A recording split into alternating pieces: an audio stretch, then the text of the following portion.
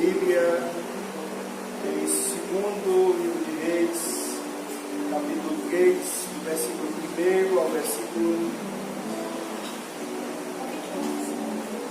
17. 2º Reis, capítulo 3, versículo 1 ao versículo 17. O texto é um pouco mais extenso, mas é importante para que a gente compreenda os ensinamentos do Senhor bem para nós nesse texto. Bem, a palavra do Senhor diz assim, o texto aí é: Eliseu salva 3 reis e seus exércitos.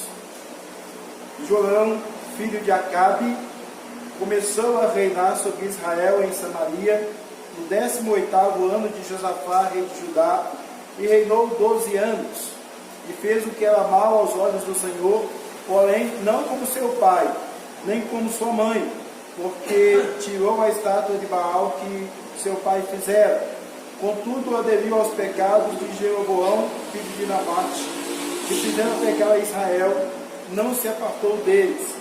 Então Mesa, rei dos Moabitas, era contratador de gado e pagava ao rei de Israel 100.000 cordeiros e 100.000 carneiros com a sua lã.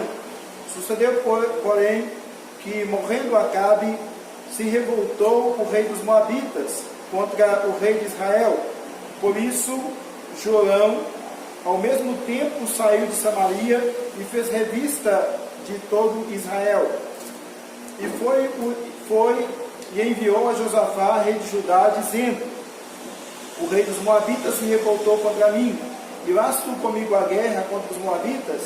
E disse ele: subirei, e eu serei como tu, o meu povo como o teu povo, e os meus cavalos como os teus cavalos. E ele disse: por que caminho subiremos? Então disse ele: pelo caminho do deserto de Edom. E partiu o rei de Israel, e o rei de Judá, e o rei de Edom, e andavam rodeando com uma marcha de 7 dias, e o exército e o gado que os seguia não tinham água.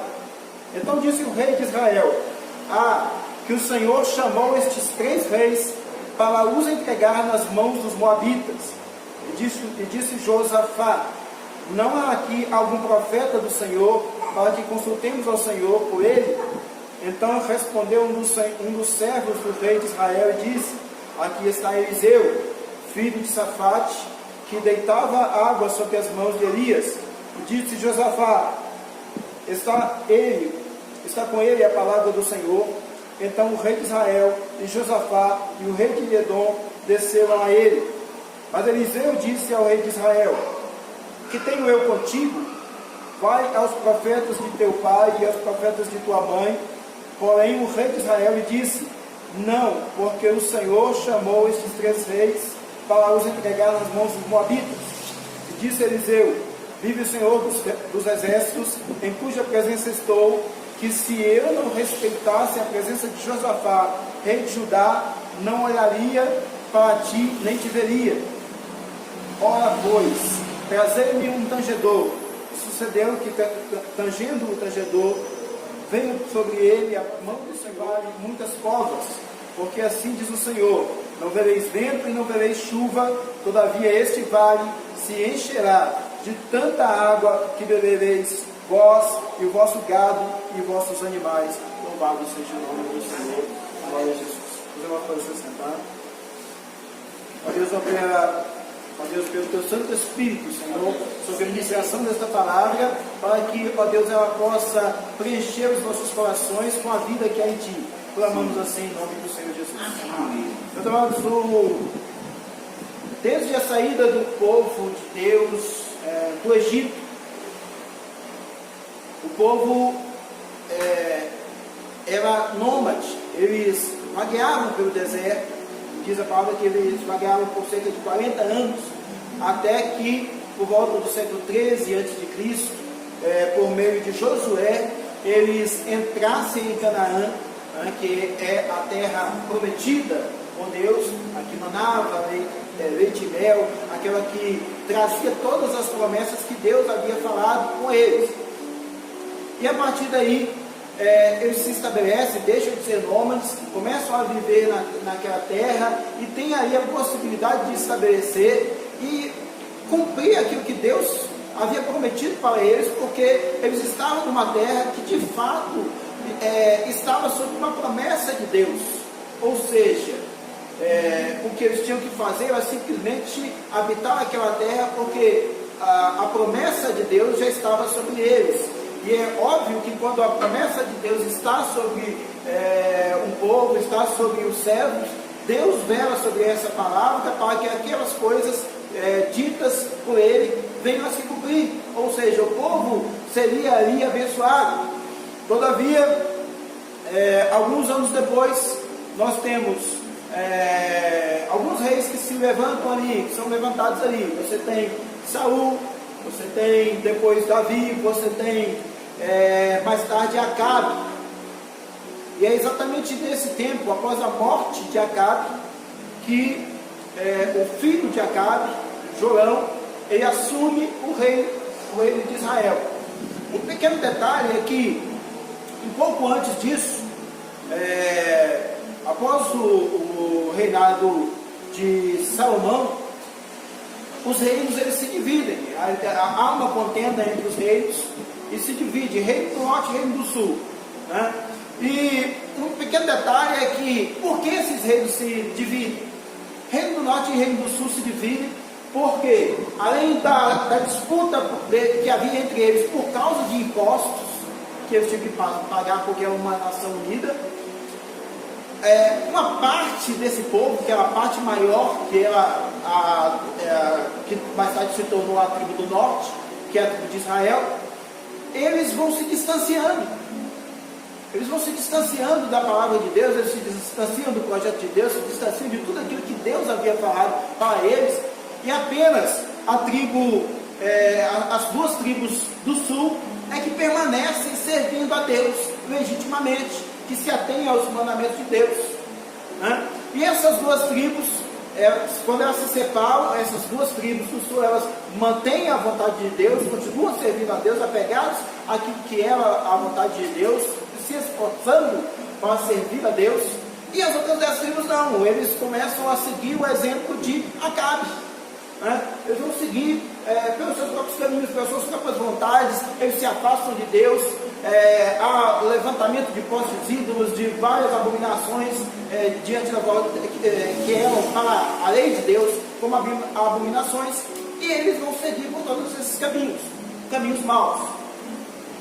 E é exatamente quando o filho de Acabe, Jorão, assume o reinado da tribo do norte de Israel. Diz a palavra que ele não foi tão mau quanto Acabe, mas sim os seus caminhos eram maus. Olha que coisa interessante.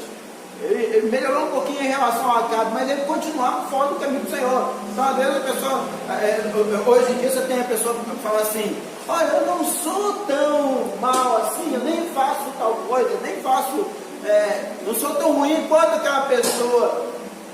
Se você ainda está fora do caminho do Senhor, se não está seguindo a palavra de Deus, ainda está desagradando a vontade de Deus. É o caso de Jorão, estava desagradando a vontade de Deus.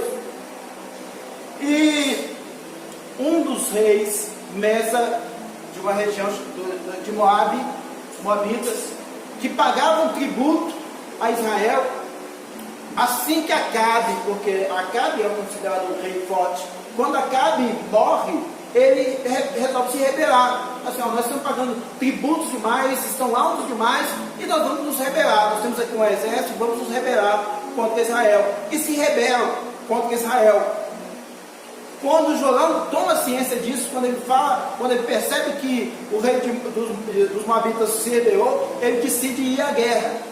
Mas como ele sabia que ele sozinho não dava conta do exército de Moabe, ele resolve ir atrás de mais 2 reis. Ele vai atrás de Josafá, que é o rei da tribo do sul, Judá, que é a tribo que servia a Deus, e pergunta a Josafá: ora, Josafá, os moabitas se rebelaram e vem a guerra contra mim, tu irás à guerra também junto a mim? E Josafá não faz um acordo com ele. Josafá faz uma aliança com ele. E eles vão em busca de mais um rei, que é o rei de Edom, os edomitas. E os edomitas, eles são os descendentes de Esaú. Então, olha que coisa interessante, mas complicada ao mesmo tempo. Você tem um rei de um reino pervertido, que perverte a vontade de Deus, que desobedece a lei de Deus, que desobedece a vontade de Deus. E ele vai em socorro de um rei que serve a Deus e que é temente a Deus. Mas o detalhe é que Josafá não tem discernimento nenhum nessa hora, porque Josafá ele entra nessa aliança. Então há alianças que elas são extremamente perigosas e que não são cabíveis para servo de Deus.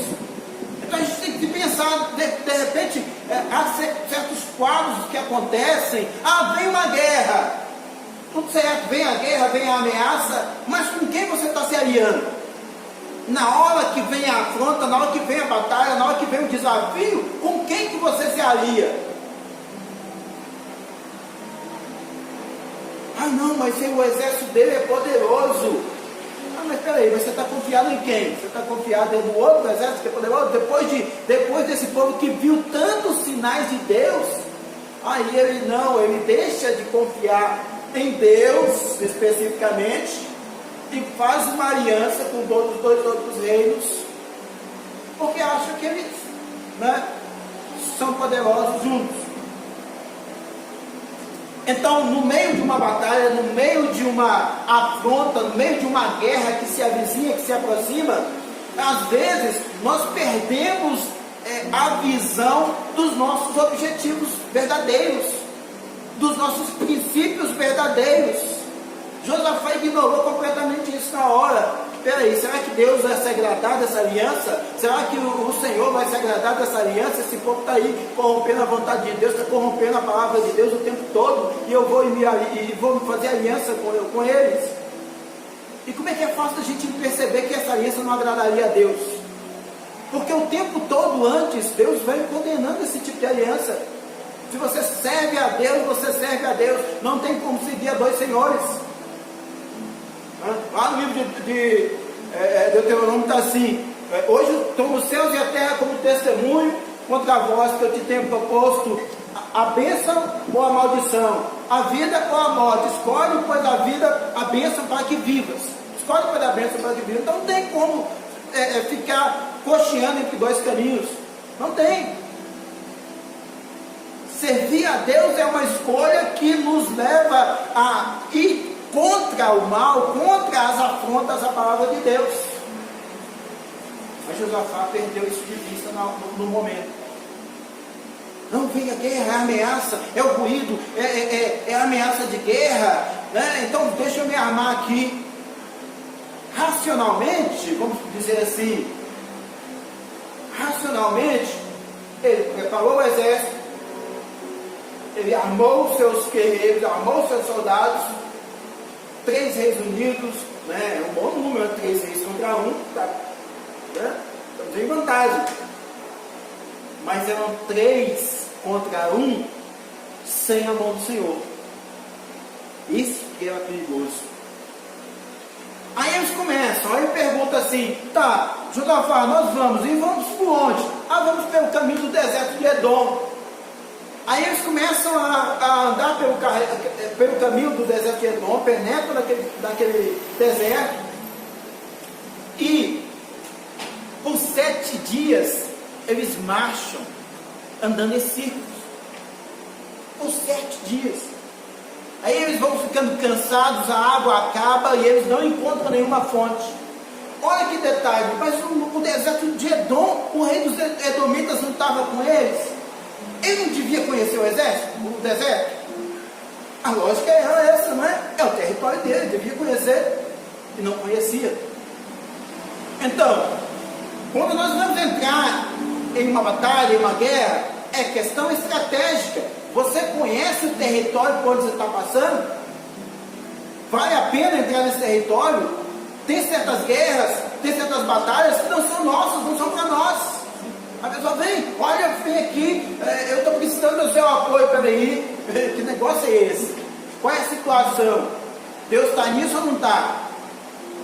Porque se é aliança espúria, se é uma aliança indevida, se é uma aliança pecaminosa, porque se você se alia com alguém que está deturpando a vontade de Deus, então essa aliança não tem nada a ver com Deus, porque Deus não faz esse tipo de aliança. E no meio, quando eles entram naquele terreno que nem o rei dos Edomitas, nem o rei de Edom conhecia no deserto, porque ele não sabia, eles andavam ali, ficavam perdidos, o rei estava junto com ele lá. Eu podia olhar para o outro, para o lado dele e falar assim: olha, rei, você conheceu o território? Como é que você não sabe que aqui não tem fonte, que aqui não tem água? Você fez a gente andar esse tempo todo aqui, você não deu direção nem nada. Então como é que você entra numa guerra sem liderança? Queridos, nós precisamos ter cuidado com essas coisas. Qual é o tipo de liderança que nós seguimos? A liderança que você está vendo, está observando, está vendo que está deturpando a palavra de Deus, está deturpando o conhecimento do caminho de Deus, da lei de Deus, está nem aí para o projeto de Deus, está nem aí para a vontade de Deus. Aí você continua lá seguindo. Ah, não, porque é a liderança, não toquei nos meus dias, né? Aí você fala: não, ele é um ungido de Deus, ele deve saber o que está fazendo. Não, mas espera aí, a palavra de Deus é a nossa baliza. Lembra lá o povo de Bereia, né? Paulo está falando com eles lá. O Paulo era líder, né? Está falando lá com eles. O que eles estavam fazendo? Foi lendo a Bíblia e perguntando assim: o que Paulo está falando está aqui mesmo? Onde que está mesmo? Estão conferindo o tempo todo, estão olhando o conhecimento da Bíblia, conhecimento da palavra de Deus, conhecimento do terreno. É o conhecimento do terreno. Onde que eu estou pisando aqui? Peraí, cuidado. Ah, não, isso aqui está seguro, porque está de acordo com a palavra de Deus, está de acordo com a vontade de Deus. Esse povo está buscando, está tendo uma estratégia que está sendo dirigida por Deus. Qual é a liderança, afinal de contas? Ah, tem um líder aqui, mas esse líder está seguindo a vontade de Deus, ele está constantemente buscando a Deus. Eles não tinham nada disso. Eles não tinham uma liderança segura, eles não tinham conhecimento do território, não tinham estratégia nenhuma de guerra, simplesmente foram precipitadamente. Aí quando eles estão no meio do deserto, aí o rei de Israel mesmo, é o que menos tinha discernimento naquela hora, ele fala assim: peraí, nós estamos indo para a morte aqui. Só que ele culpa Deus, ele fala assim: Deus colocou esses 3 reis aqui para morrer. Olha que negócio aí engraçado. Foi ele que foi convocar os outros para a guerra, e depois ele fala assim: não, Deus colocou esses 3 reis aqui para morrer. Aí Josafá fala assim: não, peraí, será que tem aqui um homem de Deus para a gente consultar? Aí ele lembrou: peraí, vamos voltar para o projeto de Deus, vamos voltar para a palavra de Deus, vamos buscar a Deus. Tem um Deus, nós conhecemos um Deus, eu pelo menos conheço. Será que tem aqui alguém que pode, aqui nós podemos ter um profeta aqui que a gente pode consultar? Aí alguém que estava lá no exército falou assim: não, tem aqui perto, o Eliseu está aqui perto. Eliseu é servo de Deus, Eliseu é profeta de Deus. Aí quando eles vão lá até Eliseu fala assim que se não fosse pela presença de Josafá no meio daqueles 3 reis, ele nem olharia para Jorão. Tal era a afronta que Jorão representava para o projeto de Deus. Você imagina isso? Eliseu, profeta de Deus, temente a Deus, conhecia o projeto de Deus, e ele vê um camarada que afronta o projeto de Deus, e ele não queria nem olhar para ele. Não, nem isso não tem nada a ver com o projeto de Deus. Aí, mas por causa de Josafá, ele atende: não, Josafá está aqui, então vou socorrer a Josafá. Então às vezes nós estamos no meio de uma guerra, de um conflito, e às vezes nós entramos até de forma errada no conflito, né? Mas Deus ainda é misericordioso, porque se Ele vê que você, no meio de todo esse erro, no meio de todo esse engano de ter tomado um caminho errado, de ter tomado a direção, lá no meio você resolve e fala assim: peraí, onde está meu Deus? Onde estão os princípios que eu conheço do meu Deus? Deixa eu voltar aqui para o meu Deus, deixa eu buscar aqui orientação, deixa eu clamar a Deus, deixa eu buscar a Deus, deixa eu me voltar para a palavra de Deus. Deus tem misericórdia, Ele vai vir em socorro. Aí o profeta fala assim: olha, não vereis vento e não vereis chuva, todavia esse vale se encherá de tanta água que bebereis vós e vossos animais. Mas antes dele falar isso, ele dá uma ordem para eles. Ele fala assim: olha, cavem covas. A pessoa que estava olhando aquilo ali ia falar assim: peraí, mas cavar as covas, não estou vendo água, não estou vendo nada aqui. As circunstâncias eram totalmente contrárias. Porque qual que é o lógico? O lógico é que vou esperar a chuva, não tem lugar, não tem chuva nenhuma aqui, não tem água nenhuma aqui, perdão, não tem água nenhuma aqui. Qual que é o lógico? Deus deve mandar uma chuva. Né? Na nossa compreensão, a primeira coisa que eu ia pensar é isso. Mas não, Deus deve mandar uma chuva. Deus deve fazer um vento aí, mover uma nuvem, trazer uma nuvem de longe e fazer chover aqui. Só que não foi isso. Só que não é isso.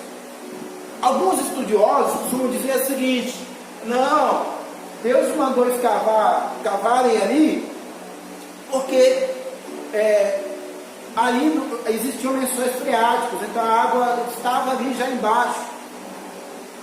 Pergunto a vocês, isso é óbvio demais, né? Isso é óbvio demais. A gente às vezes quer enquadrar Deus em elementos muito racionais, e não é isso. Não é isso. Diz o texto que a água foi fluindo, chegando até chegar naquele lugar. Então, obviamente, ali não tinha lençol freático nenhum. Deus trouxe a água de longe. Deus trouxe a água de outros lugares. Ali não tinha lençol freático nenhum. E o lençol freático, sim, se tivesse, era mais fácil de ser conhecido. Então, quando nós entramos em combates, em guerras, e viver, servir a Deus é verdadeiramente uma guerra espiritual, é uma batalha, o que nós estamos o tempo todo. Mas às vezes vem algumas batalhas diferenciadas na nossa vida, e quando nós entramos nessas batalhas, uma coisa importante ter a dimensão: não é aquilo que são circunstâncias lógicas que vão nos socorrer. O que vai nos socorrer é aquilo que é impossível aos nossos olhos, mas que é plenamente patente e possível para Deus. É a minha compreensão de que não tem recurso nenhum, não tem condição nenhuma, não tem lógica nenhuma de ter água aqui. Mas Deus, o Deus a quem eu sirvo, é um Deus poderoso, é um Deus santo, é um Deus glorioso. E eu sei, eu entendo que esse Deus, mesmo contra qualquer circunstância, Ele vai prover a situação necessária para mim. Ele vai me dar todas as condições, Ele vai abrir para mim todas as providências, porque Ele é Deus. Então, quando Deus estava trabalhando nesse povo, Deus estava fazendo isso. Às vezes a gente pergunta assim: por que Deus mostra tantas coisas na Bíblia? Por que Deus permite que alguns lá na Bíblia eles falhem? Eles passem provações, eles passem lutas, eles entrem em confrontos, entrem em guerras dessa maneira. Por que essas coisas acontecem? Porque essas coisas nos trazem ensinamento. Hoje nós estamos muito mais capacitados, embora sejamos fracos, embora sejamos pecadores, mas nós temos muito mais orientações, porque esses ensinamentos da palavra de Deus, eles são para nós, são nossa riqueza, para que a gente possa usufruir numa situação como essa. Então, como é que eu vou me comportar? Como é que eu vou me comportar no momento em que alguém me convoca para uma batalha? Primeira coisa é pensar: essa batalha é minha ou não é? Deus se agrada dessa batalha? Até onde que eu posso ir? Que terreno é esse? Que lugar é esse? Vocês devem se lembrar de algum tempo atrás aí, que surgiu aí uma situação com um líder religioso. Ele disse que ele iria em qualquer lugar, e que ele continuaria pregando a palavra de Deus em qualquer lugar. E as pessoas colocaram ele em situações que virou verdadeira chacota. Foi algo de chacota, de piada. Por quê? Porque o camarada não soube medir o que diz a palavra de Deus assim, que todas as coisas me são lícitas, não é isso? Tudo me é permitido, mas nem tudo convém. Nem tudo convém. Então tem certas situações que a pessoa, ela entra, que na verdade, ela coloca em xeque o próprio princípio bíblico. Não, ali não é lugar seu, ali não é lugar de você se comportar, de você estar presente. Está fazendo lá, está errado. Então tem pessoas que falam assim: nós somos pecadores. Nós somos pecadores. Eu acho problemática essa fala, né? Eu acho importante que o servo de Deus admita-se como pecador, mas eu acho problemática essa fala no meio da igreja evangélica atual, porque a igreja evangélica atual, ela se assume infinitamente como pecadora, como se ela fosse incapaz de voltar-se para Deus, de buscar a Deus para vencer, para se opor ao pecado. Então, uma igreja que não está preocupada em se opor ao pecado, não, nós somos pecadores mesmo. Vamos pecar daqui até chegar no céu, que a gente não vai pecar, mas aqui vamos pecar mesmo. Aí você vira um mundo de gente, que a palavra de Deus diz: não vos conformeis com este mundo, mas transformai-vos pela renovação do vosso entendimento, da vossa mente. É uma igreja que se renova, é uma igreja que não se aceita. Vamos estar sendo confrontados pelo pecado o tempo todo, vamos estar sendo tentados e provados o tempo todo, vamos. Mas nós buscamos a Deus, nos fortalecemos em Deus. Josafá naquele momento ele lembrou: peraí, tem uma situação aqui de afronta, e agora eu em mim mesmo não tenho mais como resolver essa situação, não. O que eu vou fazer? Eu vou voltar para Deus. Sou fraco, falhei, errei, não devia ter vindo até aqui, não. Mas e agora? Depois que está no meio do erro, depois que está numa situação difícil, o que você faz? Volta-se para Deus, volta-se para a palavra. É Bíblia, é oração, é buscar a Deus, humilhar diante de Deus. Senhor, meu Deus, eu falhei, perdoa-me, perdoa a minha transgressão, Senhor, que loucura. O que eu fiz quando eu entrei nesse caminho? O que eu fiz quando eu entrei no deserto de Edom?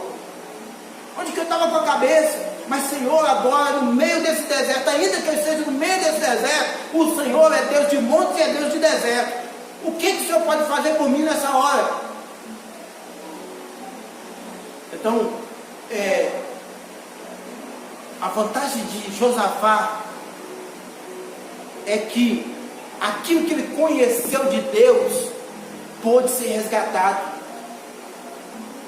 Por que nós estamos aqui, né, nessa ânsia de conhecer a Deus, conhecer a Bíblia, entender mais de Deus, de buscar a Deus, compreender o que Deus quer da gente?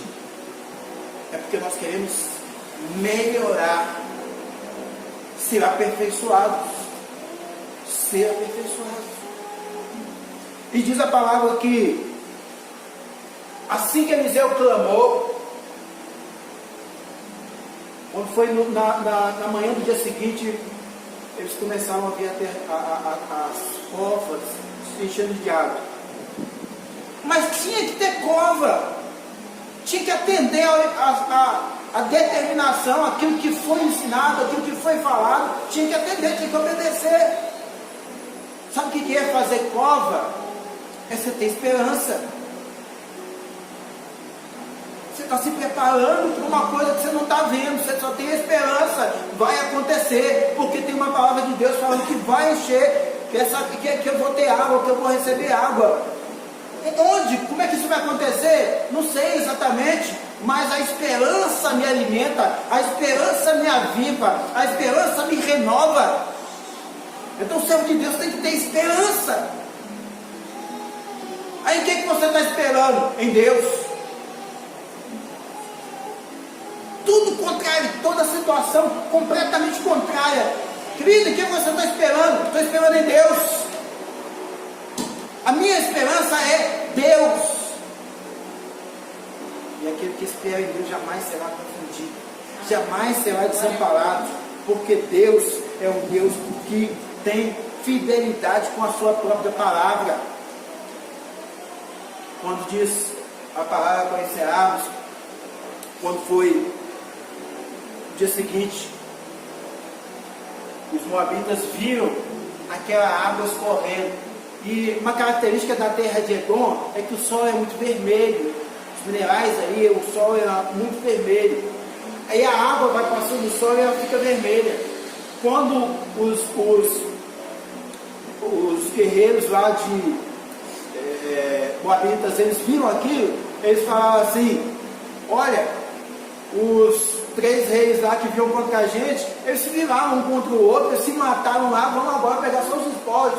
Aí eles foram lá, desanimados, achando que os outros lá já estavam mortos já.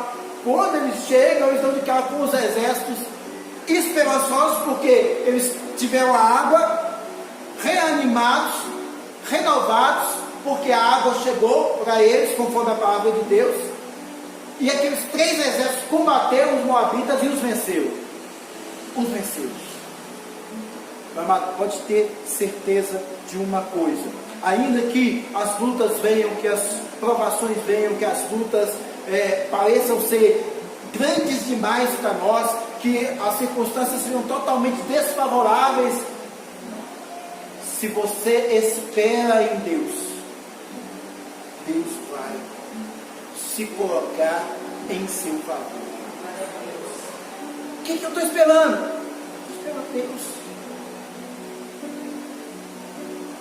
Mas tem que ter ação. Cava a cova lá. Tem que ter preparo.